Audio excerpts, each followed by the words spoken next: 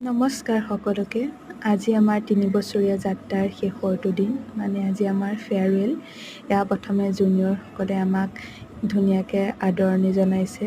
তাৰপিছতে সমবেত সংগীত সভা আৰম্ভ হ'ল।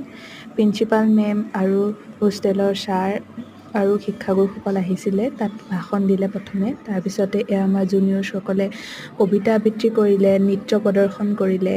তেনেদৰে আমাক বহুত সুন্দৰভাৱে ফেয়াৰৱেল দিলে। তাৰপিছত ময়ো অলপ কিবা কিবি ক'লোঁ আৰু মাজতে আমি চব ছিনিয়ৰখিনি এটা ছাইডে বহি পূৰা এনজয় কৰি আছোঁ।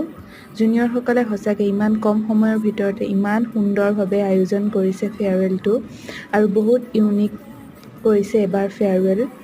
সঁচাই বহুত ভাল লাগিলে। Thank you juniors. তোমালোক সদায় ভালে থাকা, এনেদৰে হাঁহি ফূৰ্তি কৰি সকলোৰে লগত মিলি থাকিবা। মোৰ ৰুমমেট দেখিছেনে, ইমান ধুনীয়াকৈ নাচিছে।